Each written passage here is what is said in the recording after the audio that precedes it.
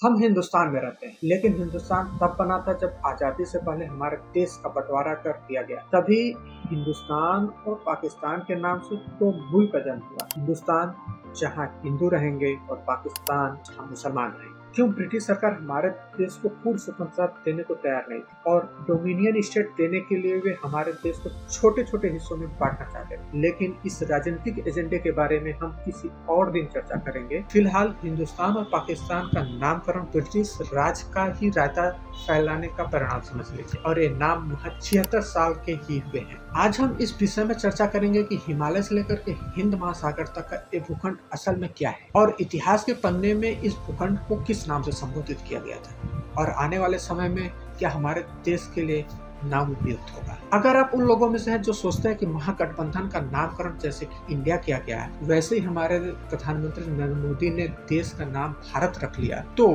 आप गलत नहीं, क्योंकि अगर क्रोनोलॉजी देखा जाए तो सही में कांग्रेस, आम आदमी पार्टी, तृणमूल कांग्रेस, राष्ट्रीय जनता दल सहित और कई राजनीतिक दल मिलकर के अपना गठबंधन का नाम इंडिया यानी कि Indian national development exclusive alliance कुछ 18 जुलाई 2023 को घोषणा की थी और 9 सितंबर को हुए G20 सम्मेलन के लिए प्रेसिडेंट ऑफ भारत के नाम से निमंत्रण पत्र लिखा गया था, जिसे इस साफ पता चलता है कि ये ट्विस्ट विरोधी पार्टियों के नामकरण से ही प्रेरित है।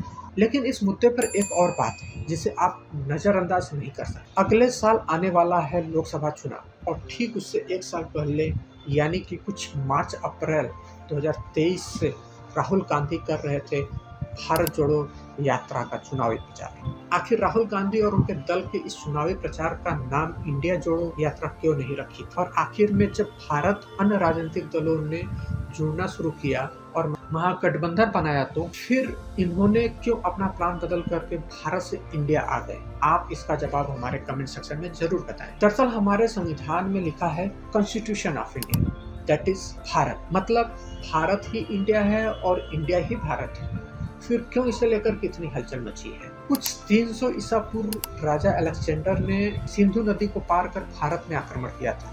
क्योंकि सिंधु नदी को इंडस नाम से जाना जाता है, इसलिए उन्होंने भारत को लैंड ऑफ इंडस या फिर इंडिया कह करके संबोधित करने लगे।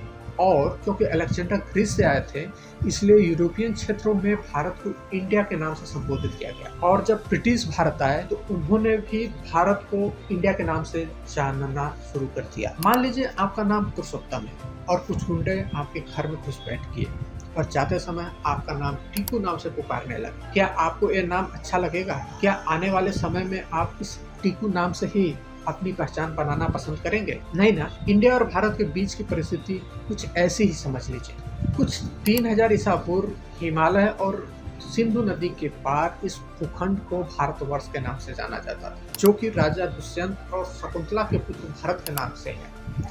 राजा भरत के वंश में ही विचित्र वीर थे और राजा शंतनु भी थे और इसीलिए कौरव और पांडवों के समय के इतिहास को महाभारत के नाम से जाना जाता है। तो फिर दर्शकों, आप बताइए आखिर क्या होना चाहिए हमारे देश का नाम? जवाब हमारे कमेंट सेक्शन में जरूर दीजिएगा। जय हिंद।